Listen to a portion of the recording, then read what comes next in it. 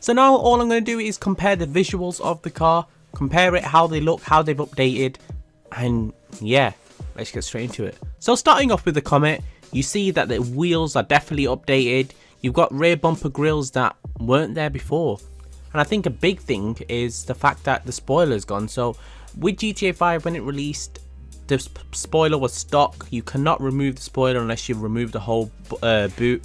And then we've got the Comet SR update, which has no spoiler, but then again it's a Comet SR and it's all updated. You never had a spoiler in GTA 4 and now you've got a spoiler on the normal Comet.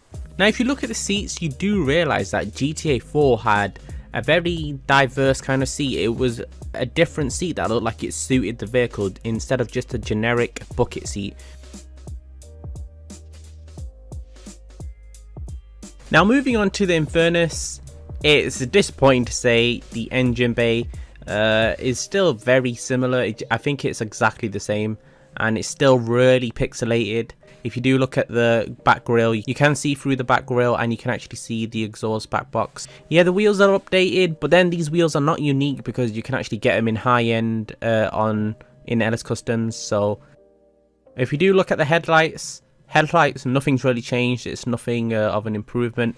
And then we have got the bucket seats, which is a bit different. We've got the same bucket seats as we do in the Comet, but we don't have the pifter detail on it. With the side of it, there's quite a bit more detail. Mainly the stripe on the side of the livery is a big detail.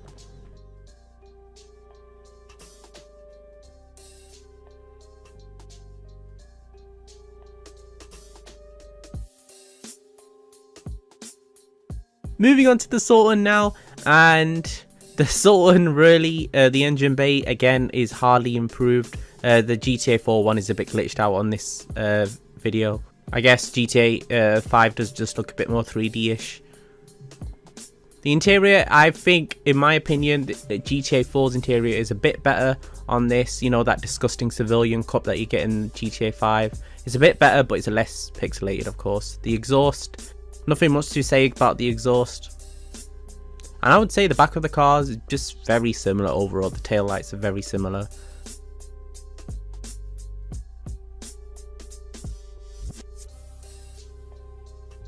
Now you can definitely tell that the Sultan in GTA 4 is a lot lower. You can tell this in many cars actually, that it gets so much more lower when you lower it in GTA 4.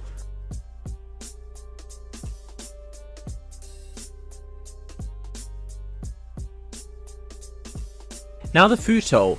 Now starting off with the interior is very dark in GTA 4. I think that's just a GTA 4 thing because you're not meant to go in first person or see the interior. That's why it's so dark. The exhaust, not much to say again on the exhaust. I do realise from the back when you do look at GTA 4, I mean everyone realises that you get the Liberty City plate of course instead of a unique plate. And I guess the rear lights are a bit more retro.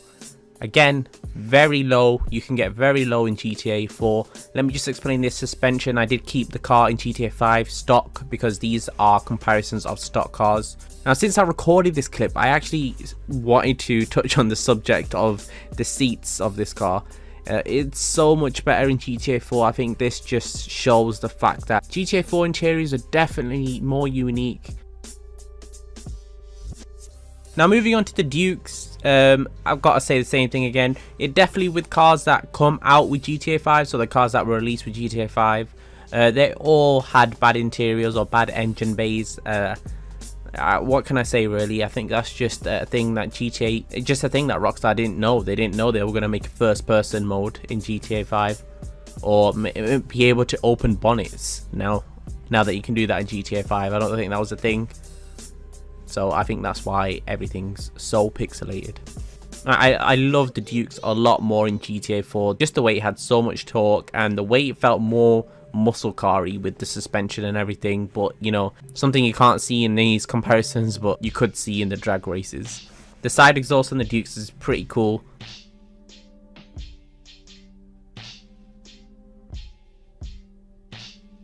Now finally, the Banshee.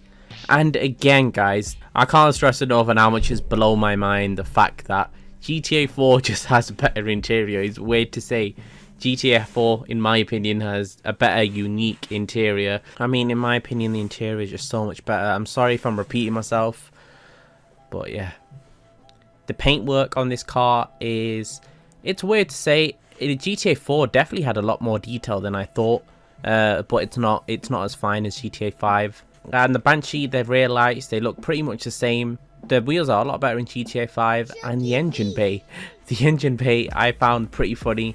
It's very, very similar on both cars. Like, I don't think they've changed anything. That's all I have for you guys. Thank you so much for watching till the end. And yeah, if you did find it in any way entertaining, then yeah, I'd appreciate it if you left a like. Thank you very much, guys, and see you in the next one.